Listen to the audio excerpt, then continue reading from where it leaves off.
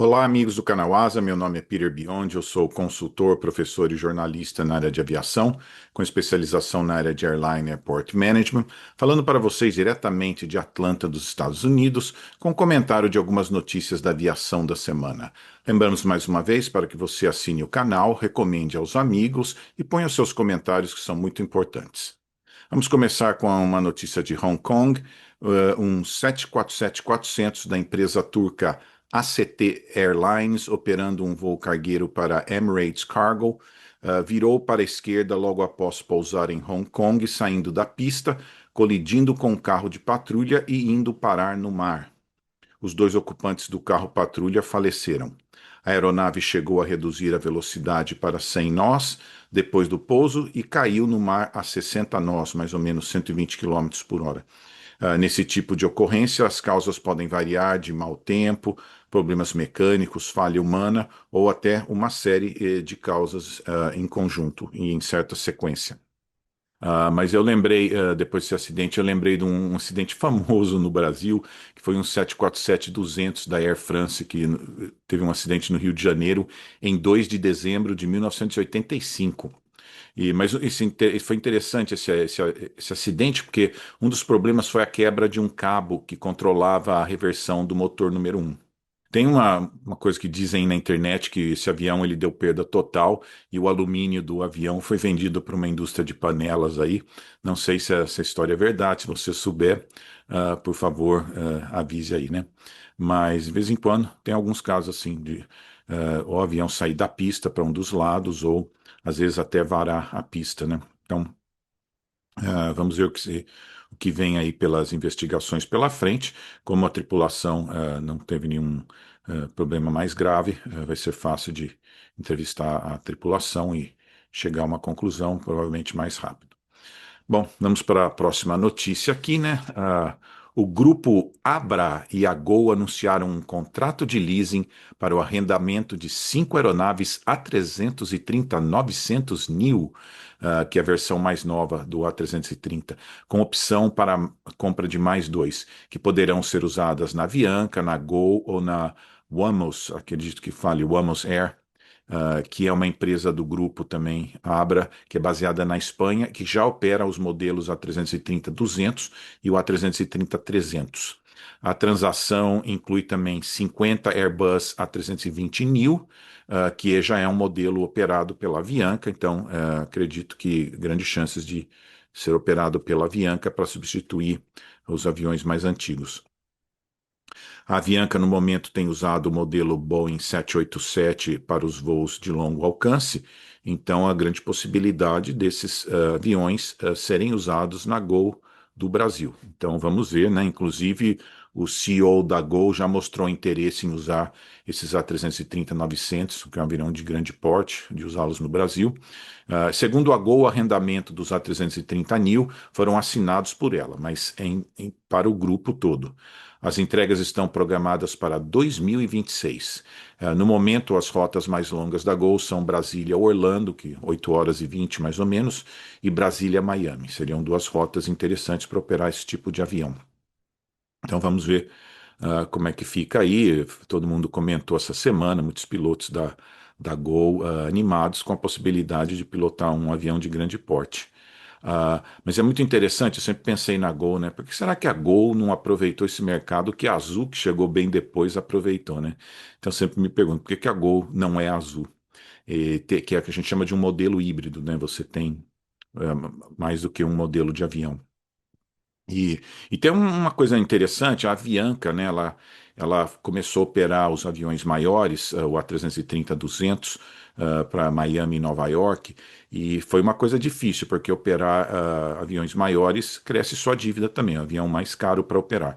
Teve uma outra empresa também que faliu, da Escandinávia, se não me engano, foi o mesmo problema. Quando você começa a operar aviões maiores, é outro nível de dívida, outro nível de custos. Então, é uma coisa difícil. Você, por exemplo, se a Gol for operar essas rotas para os Estados Unidos, tem que lembrar que tem muita competição. Por exemplo, vai operar para Miami, um avião maior, tem que encher o avião para ganhar dinheiro. E a competição não está fácil nessa rota, né? Então vamos ver, foi a notícia aí da semana, aí vamos ver o que vem pela frente aí, mas eu estou vendo que todas as empresas brasileiras se preparando aí para uma competição difícil aí pela frente, né? Agora, uma interessante aí do sul do Brasil, né? Foi anunciada a autorização de licitação das obras do novo aeroporto regional da Serra Gaúcha, perto da cidade de Oliva, e a 38 quilômetros de Caxias do Sul. Outra cidade importante na região é Gramado, que está a 30 quilômetros desse novo aeroporto. A obra contará com 200 milhões de reais da União através do Fundo Nacional de Aviação Civil.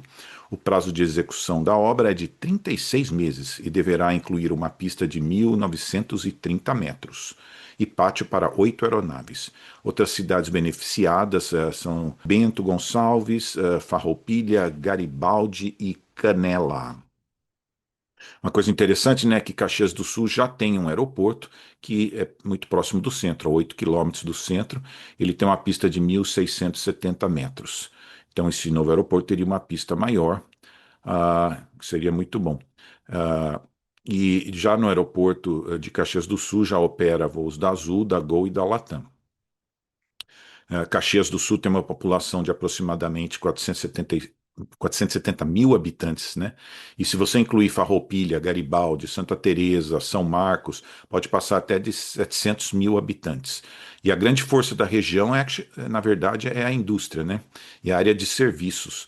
São 30 mil, mais de 30 mil empresas funcionando aí, o que é muito bom, que atrai o tipo de passageiro que paga as contas no final do mês, que é o passageiro corporativo que viaja a trabalho, viaja por empresa. Então é muito importante. Então tem aquela história, né? Quem vem primeiro, o aeroporto ou as indústrias, né? Então a gente fala, constrói um aeroporto que as indústrias vêm. Então é muito interessante, eu vejo o caso de Campinas, né? Por causa de um grande aeroporto, muitas indústrias foram parar lá, né?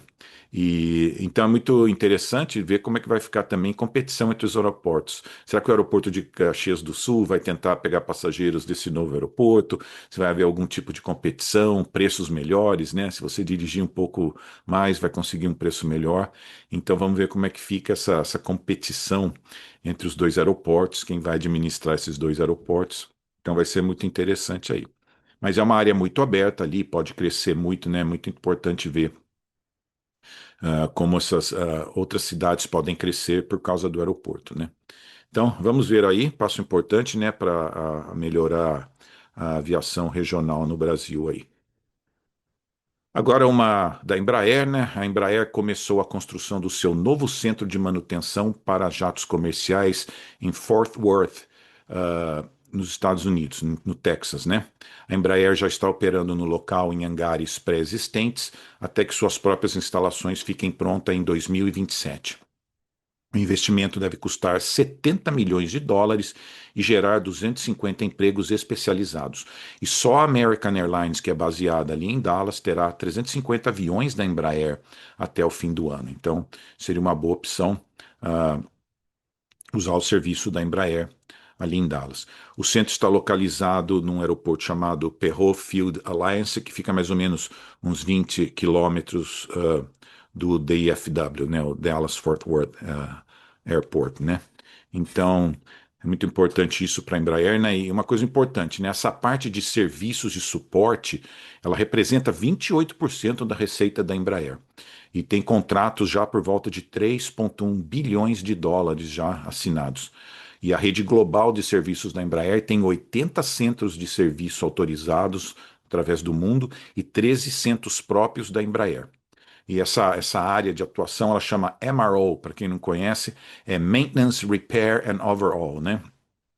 E fazem de tudo, manutenção, reparos, empresas que fazem reformas, inspeções e vários outros serviços no avião, né? E lembrando a vocês, né, que as aeronaves elas têm o famoso C-check, né, o cheque C, a cada 18 a 24 meses, que dura 2 semanas.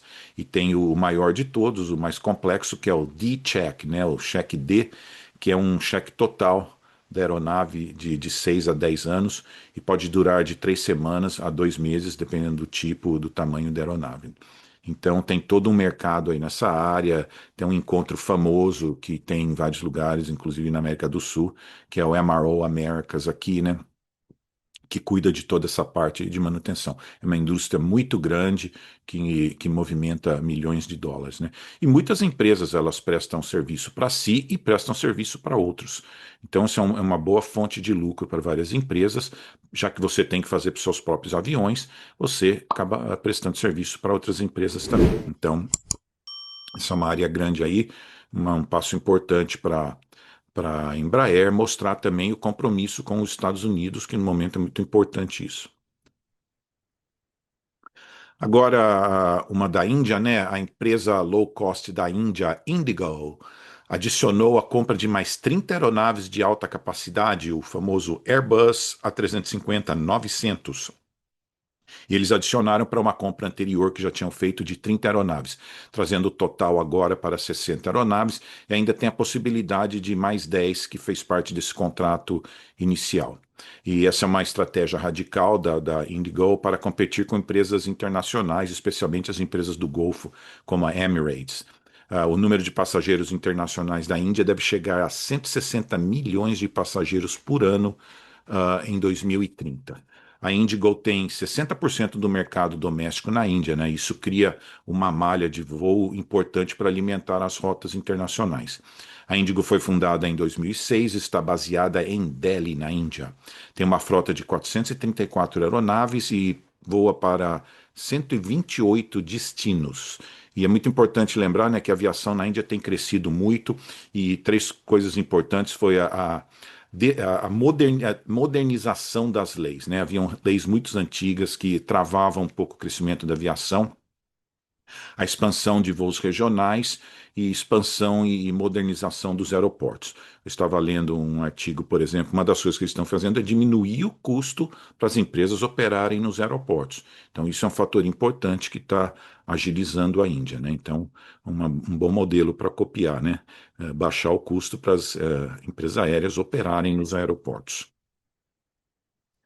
Agora, uma interessante, né, de geopolítica, né, as empresas aéreas chinesas estão implorando ao governo americano para não colocar restrições aos voos da China para os Estados Unidos que sobrevoam a Rússia. O problema começou quando a Rússia fechou as rotas de sobrevoo para voos dos Estados Unidos, criando uma exceção para as empresas chinesas. Então, os especialistas apontam que as empresas chinesas elas levam uma grande vantagem na competição com economia de combustível e horas de tripulação. Elas são permitidas a voar sobre a Rússia, economizando bastante tempo de voo também, né? Eu fui olhar aqui, né? Uma empresa chinesa ela paga mais ou menos US$ 9.400 para sobrevoar a Rússia. E praticamente é o que eles chamam de um custo de air traffic, né? Só para você conversar com o controle de tráfego aéreo custa US$ 9.400. Tem outros países que cobram, né? Eu estava olhando aqui a Chile, o México, o Canadá. Eles cobram pelo overflying, né? A China, no caso, ela cobra um flat rate, é o mesmo valor para todo mundo. Outras cobram baseado na distância que a aeronave vai cruzar aquele país, o tamanho da aeronave, né? Então, esse é um grande mercado para alguns países ganhar dinheiro cobrando de overfly. Mas vamos ver, porque é o que o governo americano, eles querem que seja justo para todo mundo, e acha que as empresas americanas, então, estão em desvantagem, que tem que passar por volta da Rússia, não podem sobrevoar a Rússia. Então, vamos ver como fica essas negociações aí sobre esse direito de overfly, né? Agora, uma interessante que até me assustou, né? Um possível assassinato em massa foi evitado no aeroporto de Atlanta, aqui onde eu moro, na segunda-feira de manhã, quando um suspeito de 49 anos foi detido a tempo pela polícia do aeroporto. O prefeito de Atlanta informou que um homem que estava tendo uma crise mental foi ao aeroporto com uma arma semiautomática em seu carro. A tragédia foi evitada em parte porque a família do homem comunicou às autoridades depois dele fazer uma transmissão dizendo que ia ao aeroporto para atirar. A polícia achou uma arma AR-15 no carro dele, com 27 balas. Ele estacionou o caminhão dele na caminhonete, né, numa das portas do aeroporto, bem no canto, e estava andando no aeroporto, provavelmente para estudar o que ele ia fazer, voltar no carro e pegar a arma. E isso me abalou um pouco porque eu vi as fotos, e é justamente um lugar que um dia antes eu estava andando naquele lugar. É muito interessante, né? Eu estava andando justamente, eu ando muito nessa área onde esse homem estava olhando com a possibilidade de atirar. Então até me assustou um pouco, né? Eu falei, puxa, puxa, obrigado aí por ter sido salvo dessa situação. Mas não é engraçado, um dia antes eu estava andando ali, bem nesse lugar onde esse homem estava procurando, estudando, né? Ele entrou para estudar a situação para depois ir buscar a arma. Mas ainda bem que a família informou e foi conseguir, a polícia conseguiu chegar a tempo. Parece que em 15 minutos que ele estava no aeroporto, a polícia já conseguiu localizá-lo e e prendê-lo. E interessante essas coisas de segurança de aeroporto, a gente nunca sabe. Eu ando pelo aeroporto, mas sempre com o olho, qualquer coisa estranha, né? Inclusive o TSA tem gente só especializada nessa área de comportamento. Qualquer pessoa com comportamento estranho, né? Eu mesmo já fiz curso de segurança de aeroporto, você vê comportamento, gente nervosa, fica mexendo a mão, né? Alguma coisa assim. E até hoje eu fico de olho, né? Eu estou em aeroporto, eu fico olhando para qualquer coisa suspeita aí, né? Mas olha, aconteceu aqui no meu quintal, né? Então, foi uma coisa meio assustadora aí, né? Mas sempre que você estiver em aeroporto, sempre fica de olho, né? Que eles sempre falam, se você vê qualquer coisa estranha, você avise, porque você nunca sabe, pode ser que seja alguma coisa, pode ser que não. E só para encerrar, então, uma notícia interessante aí: um voo da United de Denver para Los Angeles fez um pouso de emergência em Salt Lake City depois que algo atingiu o para-brisa do avião com muita força, soltando até uma camada de vidro, ferindo um dos pilotos. A aeronave estava a 36 mil pés e desceu rapidamente para 10 mil pés. Ninguém sabe o que é o objeto misterioso e as especulações vão de drone até resíduos espaciais. Se você tiver alguma sugestão aí, por favor, coloque a sua opinião aqui nos comentários, né? Mas a NASA falou que as chances de um avião atingir um resíduo espacial é de 1 em 1 trilhão. Na verdade, eles monitoram mais de 25 mil pedaços de debris espaciais, né? De até 3, 4 centímetros, são todos monitorados. Então, pássaro nessa altitude também é muito difícil. Então tá o grande mistério, o que que pode ser, não sei. Se você tiver alguma opinião, coloca aí o que que você acha que é esse objeto misterioso aí. Mas tá bom, essas são as notícias da semana.